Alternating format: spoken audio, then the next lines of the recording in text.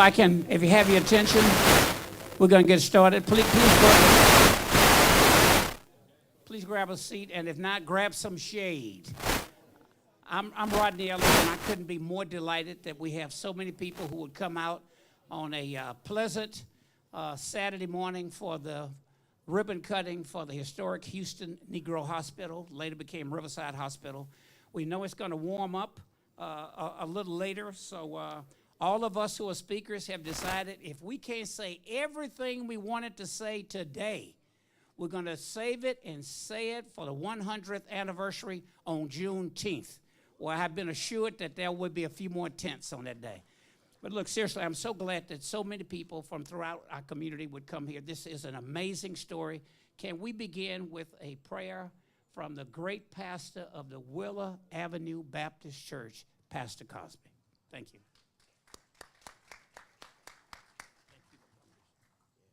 Thank you, Commissioner. Good morning. Let us pray. Gracious God, we give you thanks for this day and for the privilege that is ours to gather together under the beauty of the sun in the space that has been designated to remind us of the history that comes along with this hospital.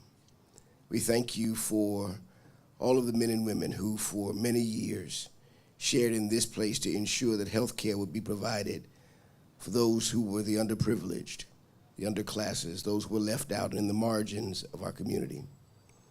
We thank you now for the hope that is ours as we begin again to look at how we might remind ourselves of our responsibility to bless those who are the least, the last, the looked over, and the left out.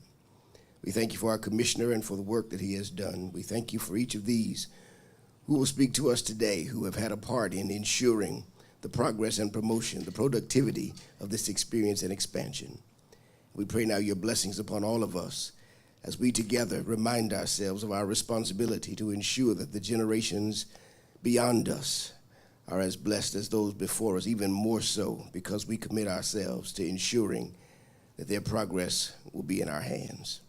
Bless now our time together, and may the health care and the hope that has come with this moment always remind us that you take care of your own. And we thank you for that. In your precious and holy name do we pray. Amen. It was intentional to ask Pastor Cosby to come because the Willa Avenue Baptist Church has played such a historic role in the development of Houston. And I can remember, Pastor Cosby, a number of meetings with your predecessor complaining to me about what could be done from the federal government, the state government, city government, county government to reopen the historic Riverside Hospital. So I know a lot of things that you could be doing today. Thank you. It meant a lot to have you here. There are a number of elected officials who are here. There are a few that I saw. Representative Ron Reynolds is here, Judge Sharon Burney, and I think someone from Senator Miles' office and also from Senator Cruz's office. And I recognize all the other elected officials at some point. If I miss you, just stand up and let's give a round of applause to our elected officials who did come, who are here. Thank you all so very much. On June 1926, almost 100 years ago, this hospital was dedicated as the Houston Negro Hospital. It was at a time when black physicians were barred from white hospitals and black patients were denied care. This became one of the few places where families could turn. It operated under segregation and with limited resources, but it provided health care and trained generations of medical professionals who served this city. This year marks 100 years of Black History Month. We decided to have this event today because it is the last day of Black History Month this year.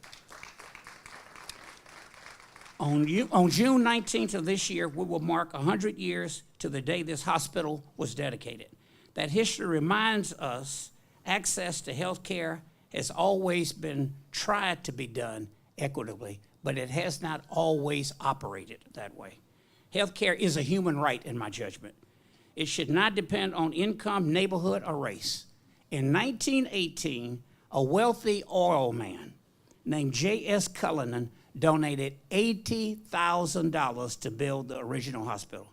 That equates to about $1.7 million in today's money. He also left in his will Listen to this carefully.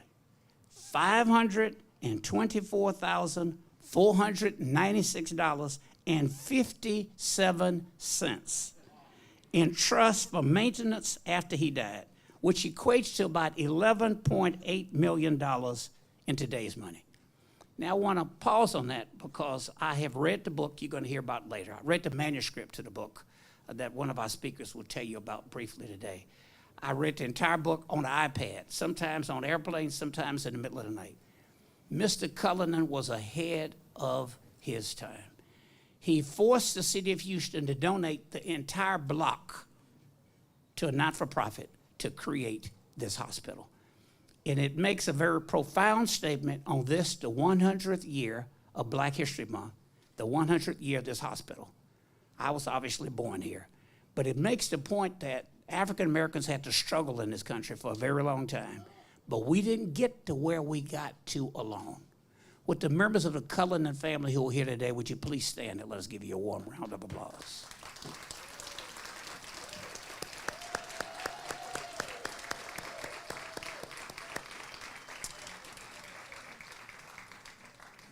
Riverside closed in 2015 after serious financial challenges. There were stops and there were starts and real uncertainty about its future. In 2018, the Harris County Commissioners Court approved acquisition of this campus so it could once again serve underserved communities. The Houston Endowment, I always like to point out Jesse Jones, Houston Endowment, provided $7 million. That's worth a round of applause. The Qatar Harvey Fund contributed $2.5 million out of the overall $30 million that they committed to our region after the Harvey flood. Would you please give a round of applause for that?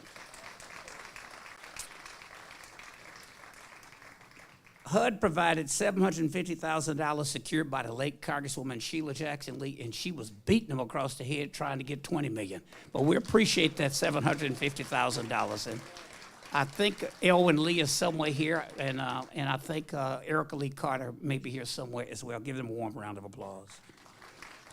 More than $40 million, Judge Hidalgo, has already been invested in the restoration of this project. So that means the county stepped up in a big way to do this. When complete, there will be over $200 million in the revitalization project. Phase 2, which is still in design, is projected at roughly $160 million. So where that old dialysis center was, that will come down, and we will put a 4-story building that will not overwhelm these 3 historic buildings. We'll have a parking lot, which hopefully will have a view on the top and some mixed-use parking. If the pastor from the church across the street is here, where my uncle, my grandmother, and all came, I want to thank you, Pastor, for your patience with me. We were contemplating if we couldn't buy the land from you, would we condemn it? And somebody on my staff said, Rodney, you nuts? You're going to try to condemn land for a church? And so I kept calling the pastor, kind of working on him, and I came by one day. I should have been in church, but I was on my bike and with the spandex on. So I forgot all of the things I learned on the debate team and reverted back to when I couldn't win the argument on its merits. I just got to cussing a little bit, and the pastor taught me he knew how to lay down the cross and pick up the sword. God bless us both. But with a great will to the good Lord Almighty, Gerald Womack, we bought it. And it's a win-win for everybody. This is a strategic investment to strengthen preventative care and reduce health disparities. This campus will serve as headquarters for the Harris County Public Health Department. That's what will be in that 4-story building, providing dental care, immunizations, STI screenings, and treatment, telebehavioral health, and coordinated support through Access Harris. We're restoring history while building lasting public infrastructure. A ribbon cutting marks progress, not completion. A ribbon cutting marks progress, not completion. We've dedicated the funds that have been utilized so far to fulfill our commitments. Now we have to follow through on them. That's why I want you all here today. We have agreed to a design, build, operated plan. The county engineer may talk about that. So this program is going to be, this new building will be complete before I'm in a geriatric institute. In a record amount of time, that building will complete. Riverside began in a time of exclusion. Today it stands as a commitment to equity and access to generations to come. Now we'll have a musical selection from Dr. Kiana Williams of the Willa Avenue Baptist Church. Kiana.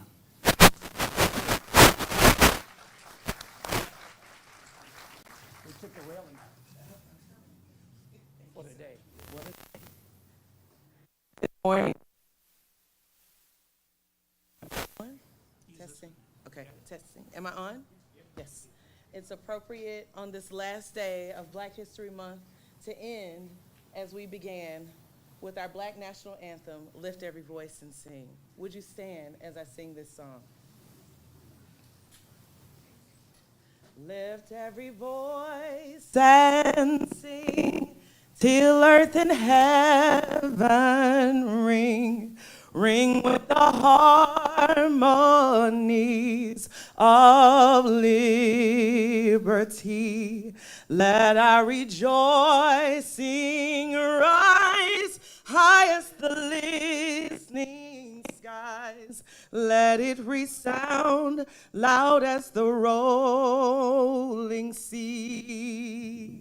Sing a song full of the faith that the dark past has taught us. Sing a song full of the hope that the present has brought us. Facing the rising sun of our new day begun. Let us march on till victory is won. God of our weary years, God of our silent tears, Thou who hast brought us thus far on the way, Thou who hast by thy might led us into the light, keep us forever in the path we pray, lest our feet stray from the places, our God, where we met thee, lest our hearts, drunk with the wine of the world, we forget thee, shadowed beneath thy hand. Forever stand true to our God, true to our native land.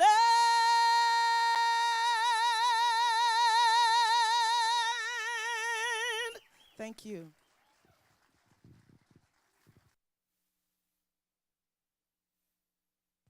Thank you, Kiana. Said on my staff told me you'd applied for a job. I don't know if they told you. You got the job. You hired. Next, it's my privilege to introduce someone that we all know and who's done a great job leading Harris County.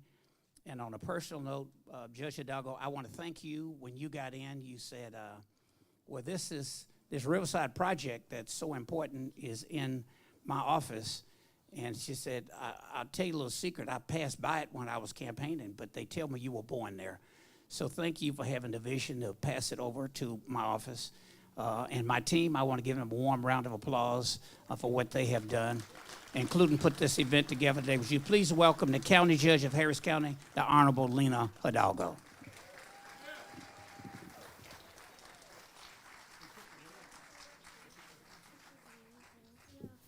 Oh, thank you so much, Commissioner Ellis. This is so incredible in and of itself, but the fact that it's the last day of Black History Month and that we have a historian who has been able to identify the history that went into this and the struggle that went into this is just wonderful. So I can't wait to hear from Mr.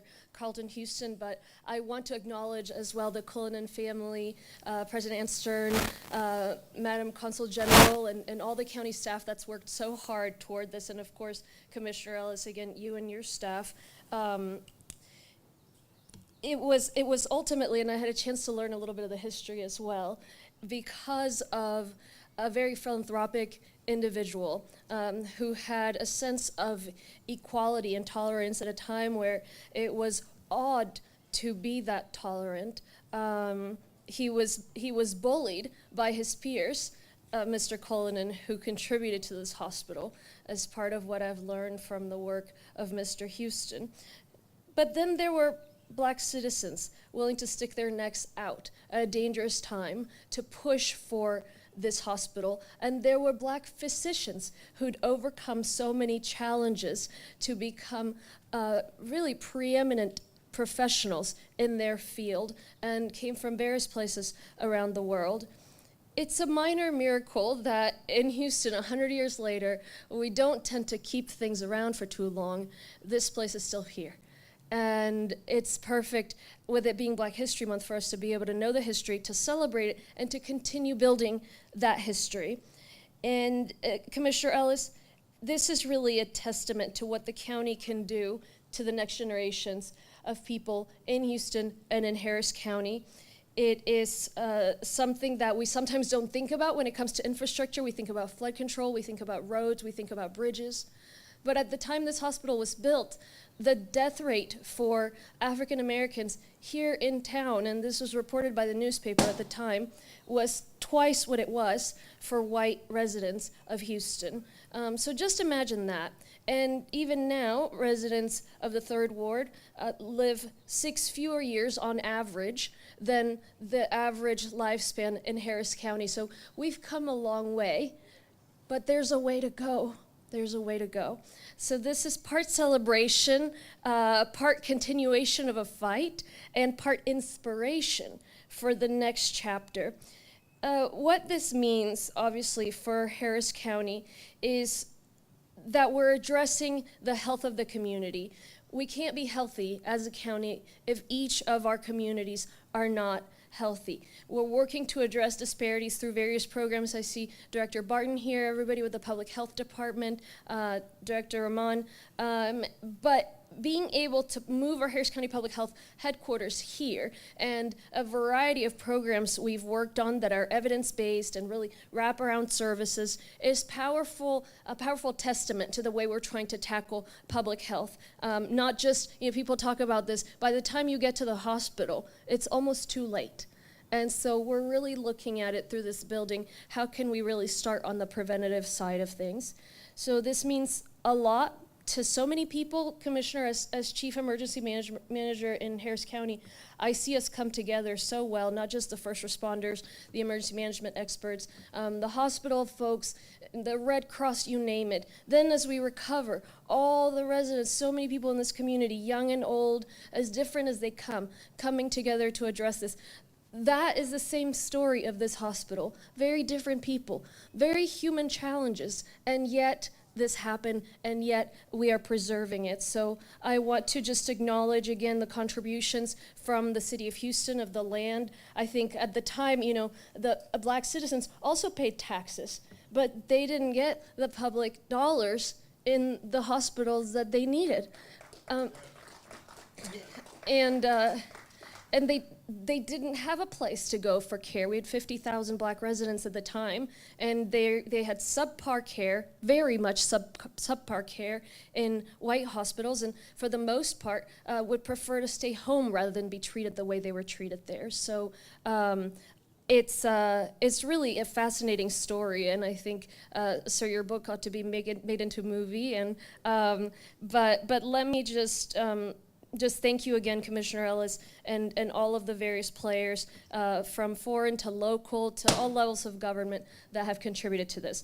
I will repeat briefly in Spanish for the media, and then I will cede my time, Commissioner. Thank you. Bueno, este logro se ha esperado mucho tiempo y estoy orgullosa de finalmente celebrar la reapertura de este hospital. Este hospital se abrió por primera vez hace 100 años. Y la razón era que los ciudadanos afroamericanos de la ciudad de Houston, del condado Harris, tenían una tasa de muerte que era el doble de la tasa de los residentes blancos. Imagínense eso. Para una persona, un paciente afroamericano, les iba mejor quedarse en casa que ir a un hospital manejado por los ciudadanos blancos. Los trataban terrible. Las historias eran horrorosas.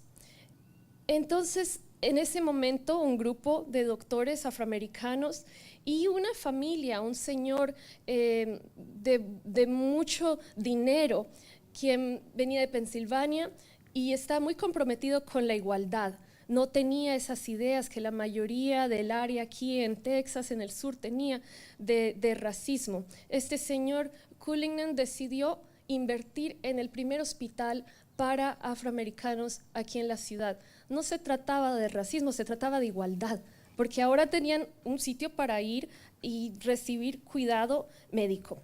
Después de 100 años, gracias a apoyo de la ciudad de Houston, del gobierno de Qatar, del Houston Endowment y también del condado, hemos logrado reabrir este hospital enfocado ahora a la salud pública. En otras palabras, enfocado en la prevención, no solamente el tratamiento de enfermedades. Entonces quiero reconocer este momento, es realmente histórico, es raro que preservemos aquí en Houston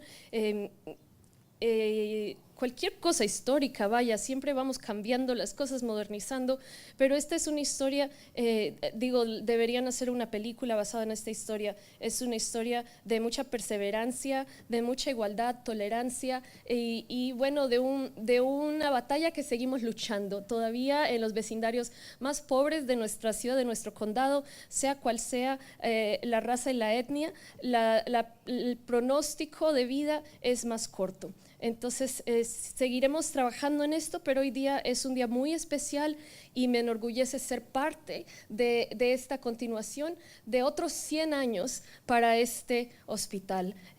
Thank you so much, Commissioner Ellis.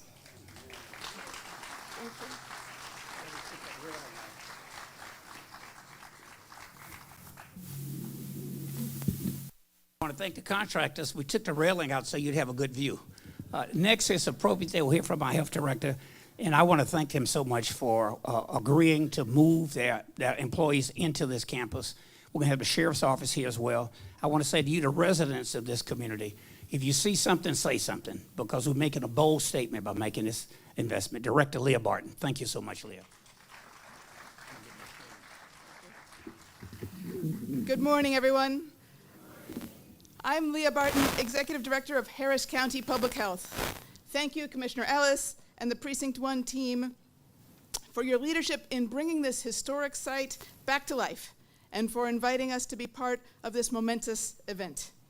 We are incredibly proud to celebrate the ribbon cutting of the Riverside Health Hub as we take another step toward building a more equitable and healthy future for all Harris County community members.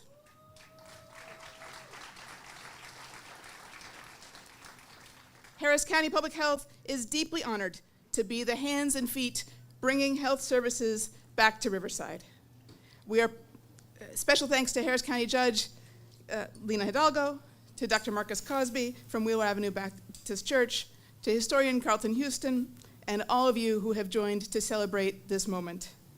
We are particularly grateful for significant financial investments from the Houston Endowment and the state of Qatar, as well as to Dr. Milton Rahman and Harris County Engineering for their leadership of the renovation efforts. Nearly 100 years ago, a new era in healthcare began, which created access to health services for African American residents, opportunities for African American physicians to practice, and training opportunities for African American nurses. This site has always been about leadership, representation, and trust. And I'm proud to say that these qualities will endure as these doors reopen to the community. On the first floor, community members will be able to access essential health services, including vaccinations, dental care, HIV and STI screenings, and warm handoffs to mental health services. Offered through Harris County Public Health. Yeah, that's exciting. And these will be offered through Harris County Public Health's Community Health and Wellness Division, led by our local health authority, Dr. Erica Brown, and Director of Dental Services, Dr. Keela Johnson. On the second floor, our chronic disease prevention program will focus on diabetes prevention and long-term wellness under the leadership of Dr. Jamie Hughes, Director of Health Prevention and Coordinated Care. And on the third floor, our outreach team, reporting through Deputy Chief of Staff Dr. Kimberly Henderson, will connect people to Harris County Public Health programs, services, and community resources. I'd like to ask Dr. Brown, Dr. Johnson, Dr. Hughes, and Dr. Henderson to stand. Please recognize their leadership.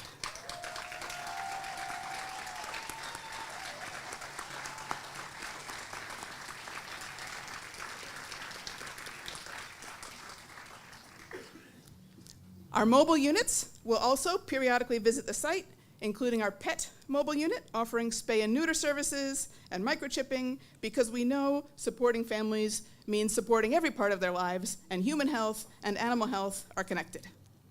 Construction of this hospital space is expected to be completed in March, followed by interior setup and furnishing. Our team anticipates moving into the building by late spring, with services opening to the community shortly thereafter. Yeah. Harris County Public Health's mission is to protect health, prevent disease and injury, and promote health and well-being for everyone in Harris County. Riverside allows us to do that in a way that is rooted in history, community trust, and a unified approach to care.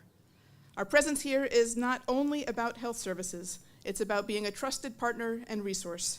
It's about breathing new life into a historic gem, and it's about ensuring that everyone in this county has the opportunity to achieve their full potential for health and well-being. Thank you again, and we're excited to welcome you in to access our services very soon. Thank you so much.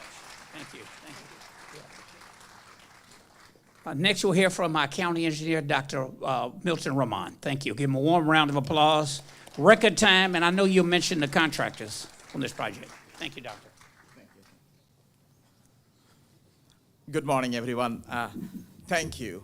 And what a privilege here to follow Commissioner Ellis, Jazz Hidalgo, and Leah Barton, Director Barton. It's going to be tough to follow y'all. So I want to set the expectation straight. Their words beautifully captured the spirit and significance of what we are celebrating here today. And I hope to add one more dimension to it. The engineering perspective, the investment behind it, and the exciting road ahead of it. But before I begin, I want to acknowledge County Judge Lena Hidalgo for her leadership and tireless advocacy for the health and safety of Harris County residents that continue to inspire us all.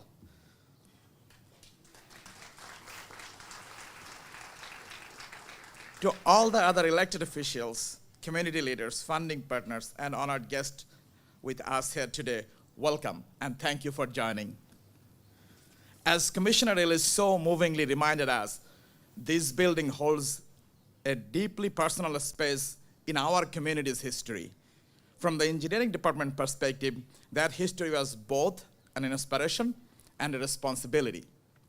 Every decision we made, every design choices, every construction milestone we made with the weight and honor of this place in mind, the Third Ward community.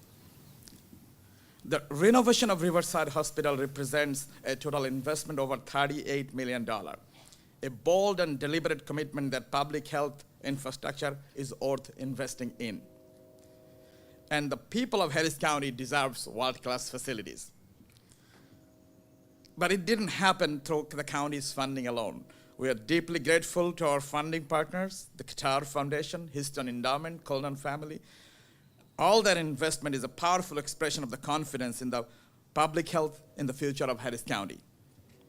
So for all the organizations, thank you. Now I want to take a special moment to recognize someone whose fingerprints are every inch of this project. While Commissioner Ellis's personal connection to this building has already been shared so powerfully, I simply cannot stand here in the podium without adding, from the engineering team's point of view, how profoundly his leadership shaped this project. Commissioner Ellis was not just a supporter of this renovation, he was the champion and the driving force. I do not remember a couple of weeks in Harris County without getting a call from Commissioner Ellis that what is the status of this project? The fact that he was born in this very building and lived to see it reborn as a center of public health and community center, that is a legacy that will endure long after today's ribbon cutting. Commissioner Ellis, thank you for your pivotal and personal role in making today possible.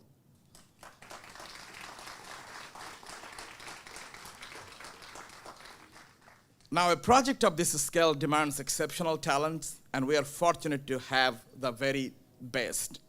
To our design consultant, Kirk's Architects, thank you for your thoughtful, sensitive approach in honoring the history of this building while reminding the needs for today and tomorrow. To our contractors, Skanska, your team has delivered with precision, professionalism, and a quality work which is evident throughout this entire facility. We are proud to have you all as part of the team. Thank you.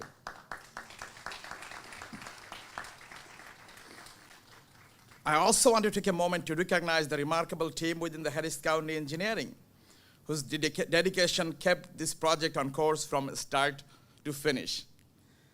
Our Chief of Strategy, Dr. Ahmed, is here with us. Dr. Lerner, our Director of Facilities, and Chief Burden, our Head of Architecture, brought this technical vision and the steady leadership what guided every critical decision on this project. But we also have our project managers, Sandra. Sandra, where are you? Somewhere. She was here from 8 o'clock this morning to make sure everything gets right. And Sandra's tireless commitments, meticulous attention to detail, calm and steady hands ensured this complex renovation stayed on schedule, on a scope, and deserves more recognition just this space can offer. And to the entire engineering team, you are the unsung heroes behind what you see today, and the day belongs to you as well. Thank you.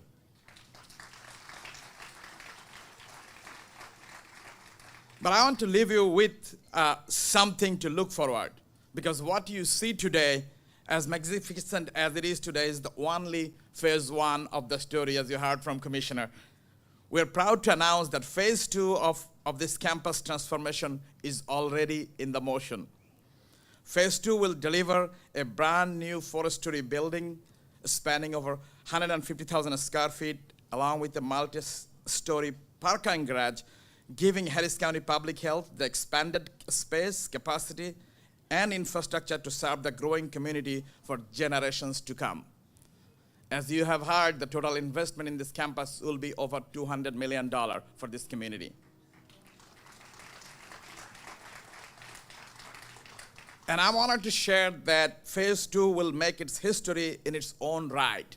This will be the first design-build project in the history of Harris County.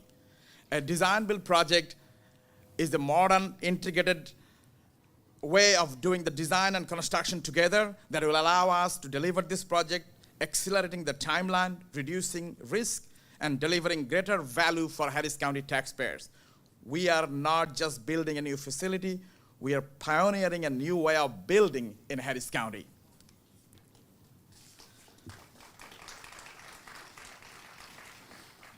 Now, as you heard earlier, I want to make a public commitment that phase two is targeted for substantial completion in December of 2028. Yay! The next chapter of this campus is already being written, and it is going to be extraordinary. Harris County Public Health now has a home worthy of its mission. a building rooted in history and designed for future. A symbol right here in this community of what is possible when leadership, investment, talent, and purpose come together. On behalf of the Harris County Engineering Department, it is an honor of our lifetime and our career to be part of this transformative development. Thank you all.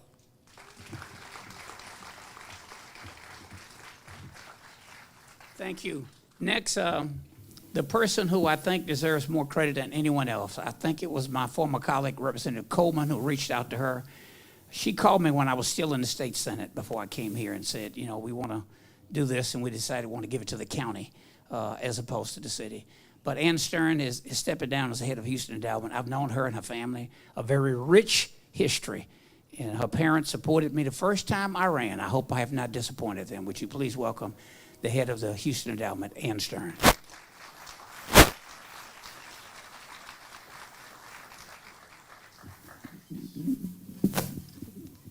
Good morning. Don't worry about it. You're safe. I honestly don't think that enough can be said about Commissioner Ellis's leadership and his tenacity in getting this project done. And I thank you, Commissioner Ellis, for inviting me to be here and be part of this day. And thank you to everyone else who's made this possible. Judge Hidalgo, the Harris County Public Health, the Office of the County Engineer, and I don't want to forget Representative Garnett Coleman, who was excited about this from the very beginning, and the many other partners and public servants, past and present, who have helped move this vision forward. And most importantly, thank you to the residents of the Third Ward. This project was possible because of the community that never gave up on Riverside. I'm here representing Houston Endowment, and to be clear, we were just one part of this effort. But of all the projects that I've been part of, this one has stayed especially close to my heart. You see, we at Houston Endowment were fortunate to be in the right place at the right time and able to help move something forward that the community had been calling for. Working in the Third Ward on other issues, we kept hearing the same thing from residents and from leaders. Riverside wasn't just a building. It was where people were born. It's where their families were cared for. It's where Black physicians were able to practice during a time of segregation when there were very few opportunities and not many doors were open. And when the hospital closed, it left a significant hole. Yes, a hole in access to care, but also a hole in the history and the identity of this neighborhood. The work that followed to bring it back wasn't easy, and it certainly wasn't quick, but it was deeply collaborative. We listened first, and then we brought flexible resources, not just dollars, but legal expertise, strategic support, and connections across sectors. And working alongside community leaders, lawyers, bankruptcy trustees, elected officials, and county partners, we helped move Riverside out of bankruptcy and into Harris County's very capable hands. That collaboration was essential because no single organization could have done this alone. And it's proof that when a community says something matters and institutions listen and work together, change is possible. Anyone who drives by Riverside today will see this beautifully restored historic building, but more importantly, they will see a place that will serve generations to come. A place where there's no wrong door, where someone who's facing multiple challenges can walk in and find the support that they need. So, this work is still unfolding, but today is worth celebrating. Riverside's second life belongs to the Third Ward, and this day belongs to all of you. Nothing about Riverside was possible without the people who care deeply about this place and this community. I'm proud that Houston Endowment could play a role, and I'm grateful to everyone who stayed the course to make this day real. So congratulations, and thank you for showing us what's possible when community voices are the ones guiding the work. Thank you. Thank you, Ann. One thing I know is about pulling these mics up, my friend. So the next person that we're going to hear from has become a very close friend of mine over the years. I want to thank you, Ambassador Chase Untermeyer, because you were, if you're here, you were partially responsible for suggesting this project being one that the Qatar Fund would invest in. But we have Her Excellency T.H. Sheikha Tamador Athani. Thank you. How was that? I'm ready to go back to Doha.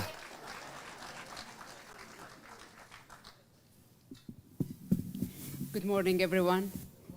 Commissioner Rodney Ellis, distinguished community leaders, and the resilient people of Houston. It's a great honor and pleasure to join you today for this special ribbon-cutting ceremony marking the restoration and expansion of Riverside Hospital. On behalf of the State of Qatar, I would like to extend my sincere appreciation to Commissioner Rodney Ellis, Harris County officials, healthcare professionals, and all partners who made this important project possible.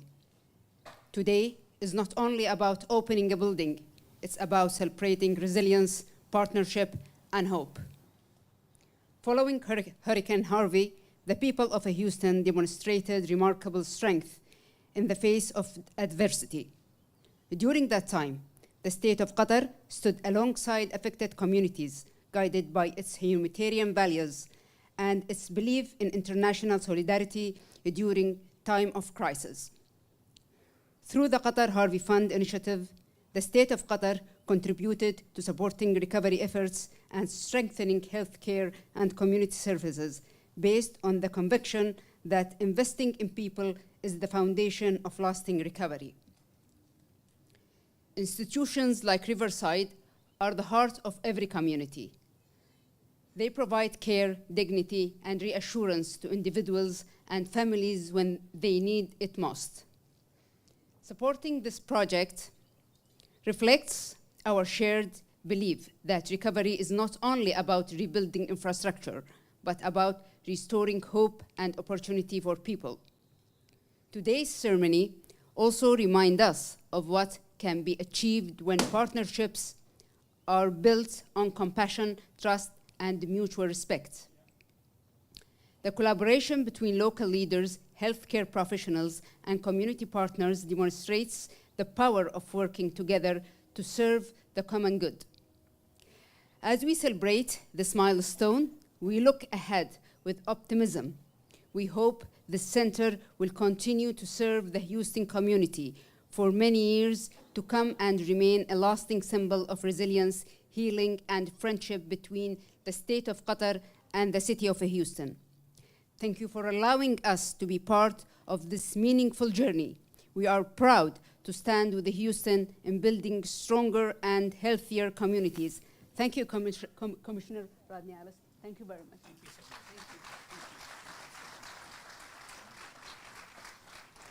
Thank you, Consul General. They also made a donation to the Blue Ridge Soccer Fields, which will be the headquarters for the community efforts. We're going to have a lot of soccer fields coming up, but those are the best ones, thanks to what you all did.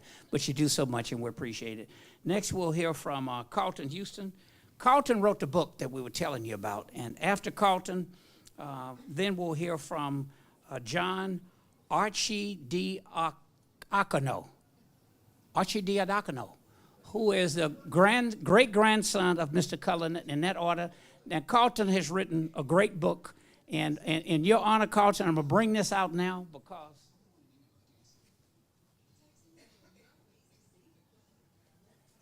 we were hustling to find this plaque. And this is the original plaque that the Cullen family put up, and because I read about it in your book, and here it is. We're going to make sure we protect it, but we have two replicas now because we didn't think we'd find the original. One in bronze and one I think might be in aluminum, but this is the plaque.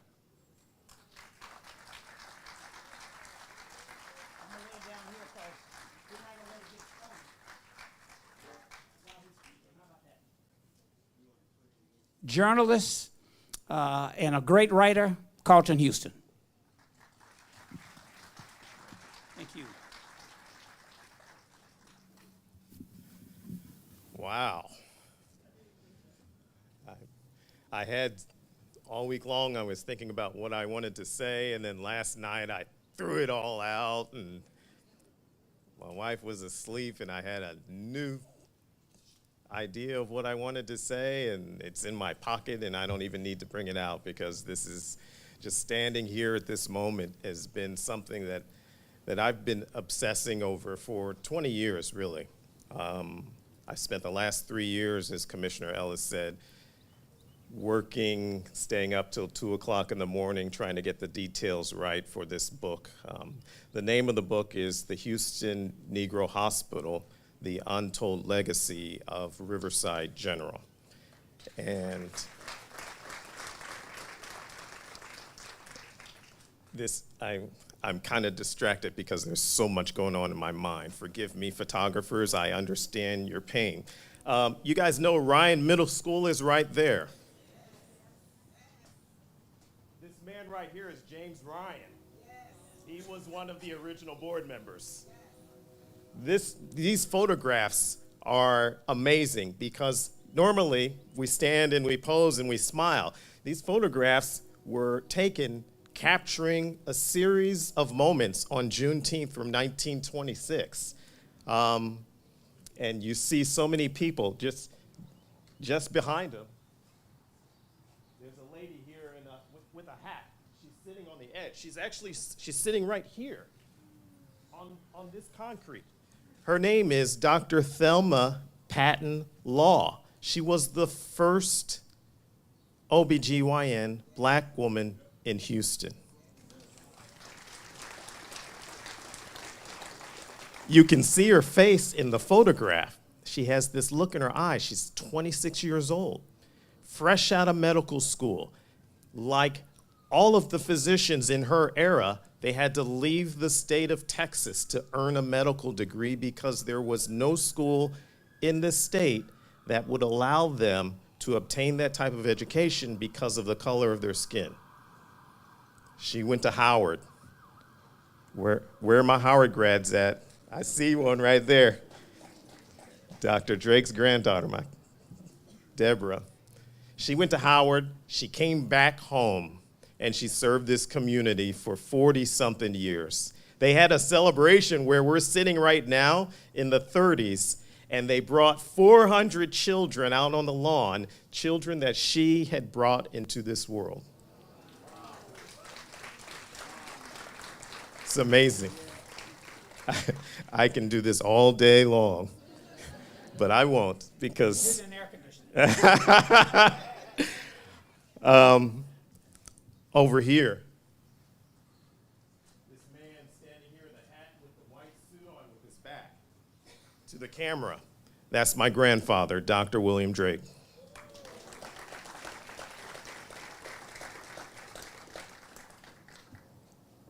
Last one. There was among Dr. Drake's contemporaries was a doctor named Roett, R-O-E-T-T.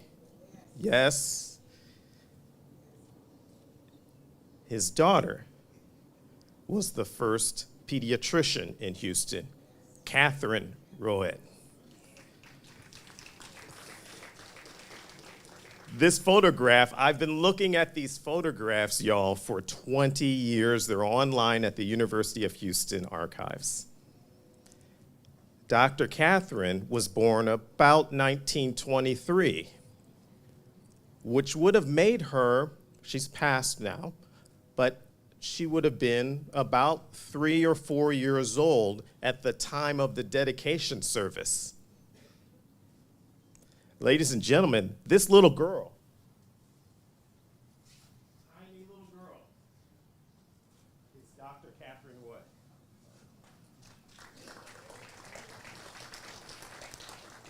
I just made that discovery in December, sitting at my kitchen table, staring at these photographs. It's really incredible.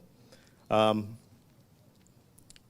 know Mr. Ellis is watching his watch, and it's hot out here. I'm going to ask you all just to use your imagination and imagine us in 1926. Imagine what that day was like. Imagine a little girl riding there was a sidewalk from the entrance to the nursing school at the end of this campus. This was Cullinan's dream, was that this would be a campus. Here we are 100 years later working on that dream. But imagine a little girl riding her bicycle up and down this sidewalk from the entrance of the hospital down to the nursing school and back, carefree, having a good time. That little girl was my mother.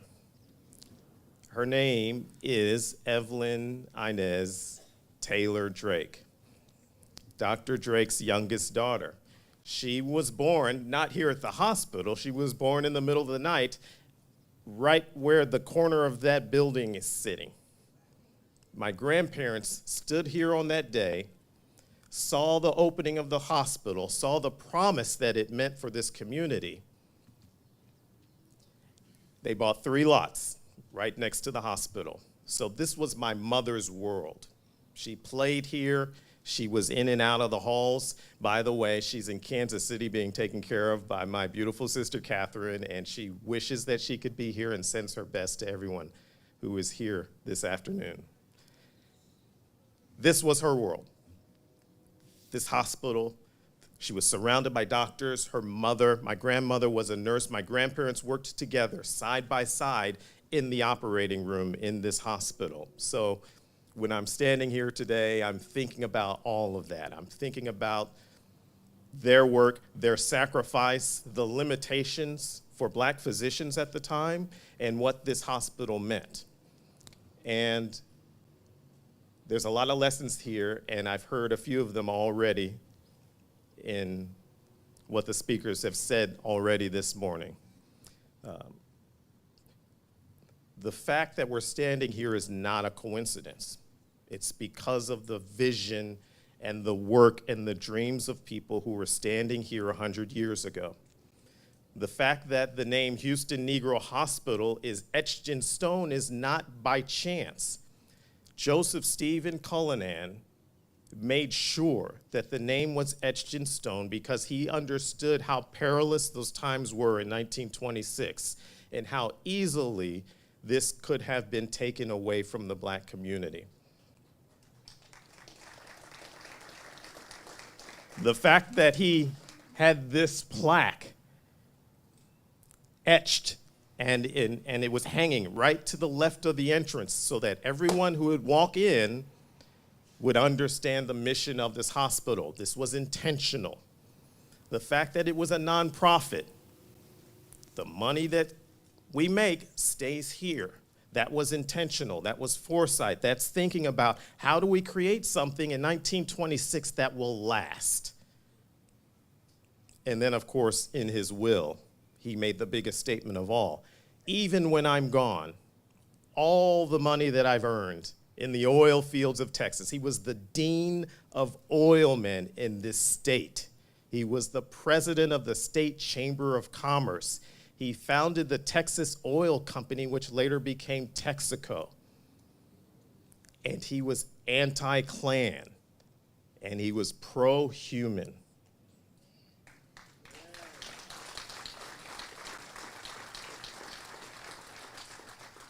And it was those values that created where we are right now. And so, you know, I told you I could go forever, but I promised that I wouldn't. I will close out by saying this. You know, I mentioned that my grandparents worked side by side in the hospital in the operating room. And in August of 1948, my grandparents came into the Houston Negro Hospital on a Saturday morning to do an operation. My grandmother was the anesthesiologist. My grandfather was a surgeon. He was doing complex abdominal surgeries. He was removing fibroid tumors from the bodies of Black women 20 years before this building was even built. They did that surgery on a Saturday morning, and they left. They would drive their car. My mother told me it was hot. It was August. They park in the back. They get in their car. They drive around the block to the corner of Delano and Francis. And my grandfather followed my grandmother into the house. He went to the kitchen, to the ice box to get something to drink, and he collapsed on the floor, and he died.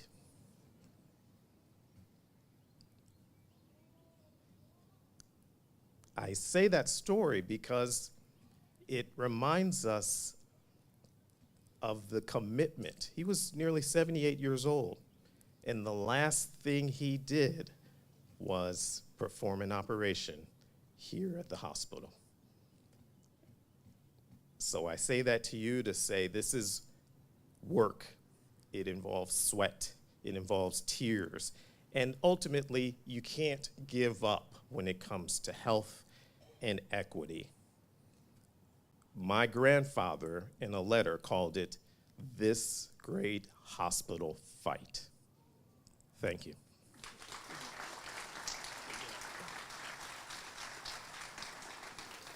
Carlton, well said.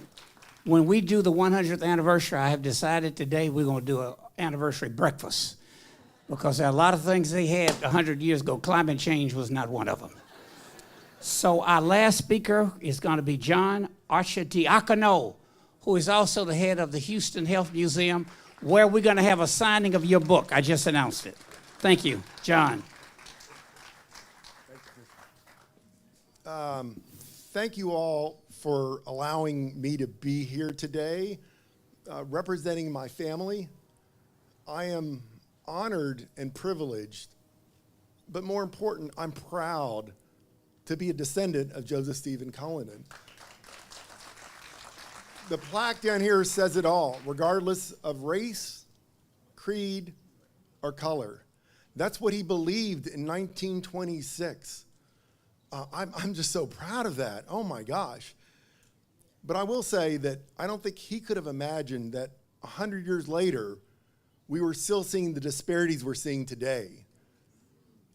And the judge mentioned the life expectancy differences. There's actually a 20-year life expectancy difference depending on what zip code you live in here in Houston. What we need is more of these locations for access to health, equitable health care. So I am honored to be here. Thank you all so much. Thank you to the commissioner. Turn it back over to him. Thank you. Thank you, John. Dr. Williams is going to close us out with a musical selection.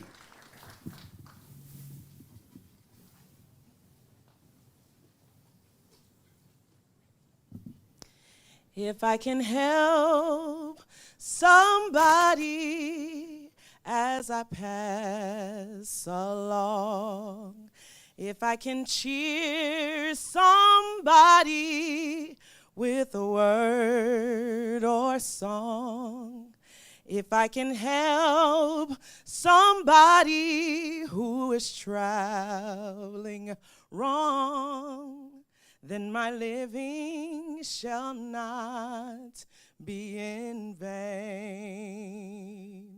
Then my living shall not be in vain. Then my living shall not be in vain. If I can help somebody as I pass along,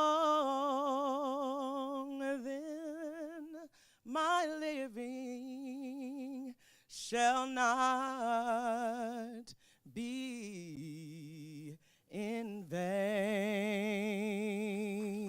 Thank you. All right. It is now 3 minutes until 11. I had a closing keynote address, but I won't give it. You come here on Juneteenth, and you will give it. I want to ask all of our speakers to come up before you all start during the touring. And the other elected officials, I know Representative Lauren Ashley Simmons is here and Constable Smokey Phillips. Come on up and join us if there are representatives from elected officials. We're going to put that plaque between us. We're going to cut this ribbon. We're going to tour. The other two historic buildings are not open because they're moving furniture in, but you get to walk around the first floor of this one. Come back in June for that 100th Centennial Breakfast. Come on, we can take it that way.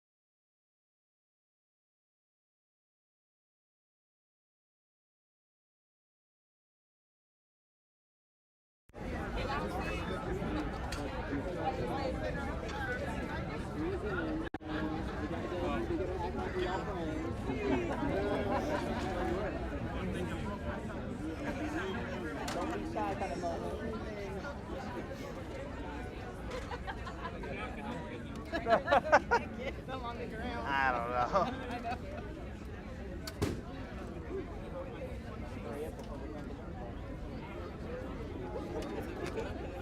They really are giving all. Sorry. Right here. You can be seated. Yeah.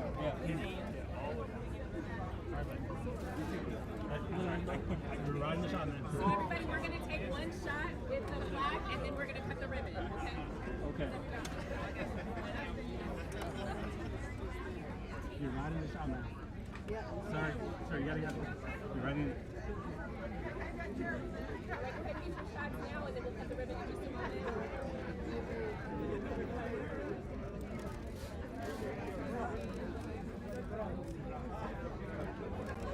One, two, three, hey. Okay, right here, please.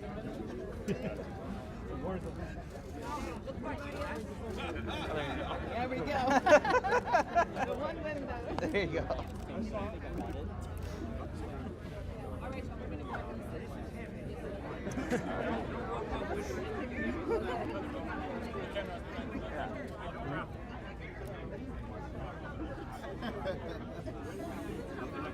Yeah, buddy. Yeah, me as well.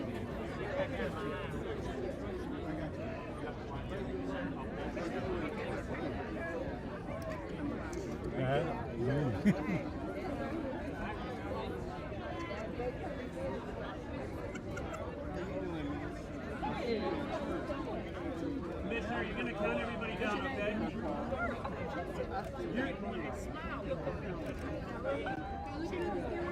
Right here, y'all. Right here.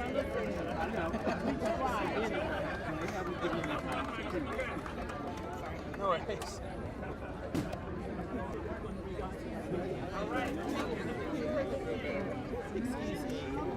Oh yeah, excuse me. Thank you so much. Sorry.